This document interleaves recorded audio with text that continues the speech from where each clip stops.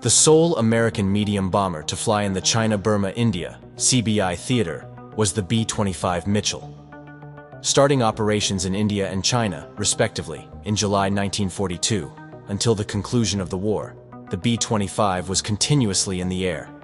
One medium bomber group was assigned to each of the 10th and 14th Air Forces, while the 14th Air Force also had a medium bomber group in the Chinese-American Composite Wing, CACW. The Mitchell was flown by the B-25 units in the CBI theater, who employed the plane for a variety of missions.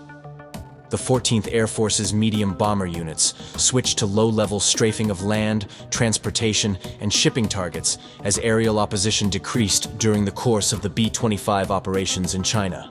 The 341st BG launched a campaign against road and rail bridges in southern China and French Indochina in 1945 by employing the low-level bridge-busting strategies used by the B-25 squadrons deployed in India.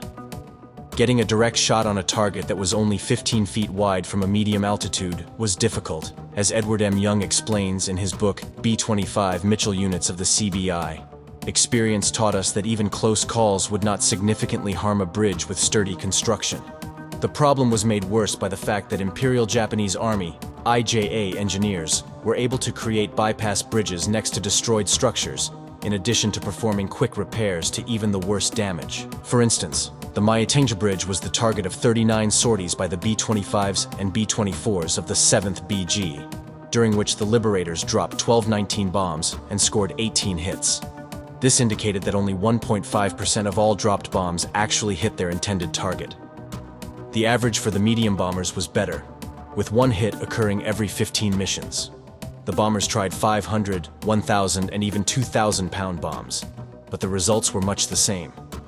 17% of all the bombs landed on Burma by the USAAF in 1943 were directed toward the country's railway system's 6 main bridges, although the campaign was largely ineffective.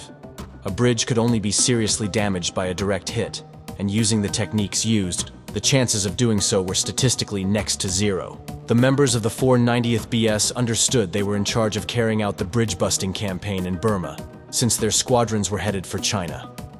Lieutenant Colonel Robert McCartan, the squadron commander, was confident that the team would solve the issue. The 490th made an effort to create strategies that would be effective in the final months of 1943. After failing to bomb from medium altitudes, the unit shifted to low-level strikes, employing skip bombing techniques pioneered in the Pacific. However, once dropped, the bombs frequently bounced over or under a bridge to explode beyond, causing little damage at all. A failed effort to dive bomb the B-25 only served to highlight how unprepared it was for such an assault. Ironically, on January 1, 1944, a glide-skip (GLIP) bombing was the only way to solve the problem. One of the 6 crucial bridges in Burma's railway system, the Mu River Bridge, was to be bombed that day by Squadron Operations Officer Captain Robert Erden. He made the decision to take a new approach to the target. Before delivering their bombs, the B-25s flew at a diagonal or right angle to the bridge in the majority of attacks. Before launching his bombs, Erden decided to follow the line directly to the bridge. Coming in at a low level, he was abruptly compelled to lift up just before launching his explosives in order to avoid a large dead tree that was directly in front of him. Erden quickly pushed his B-25 down one more, and then hit the bomb release button, fully anticipating seeing his bombs bounce off the bridge. 2 of the bridge's spans collapsed into the river, stunning him and his team. His bombs were dropped in a slight descent, and because of the angle at which they landed, instead of bouncing off the bridge, they struck it and quickly exploded. This method turned out to be the solution.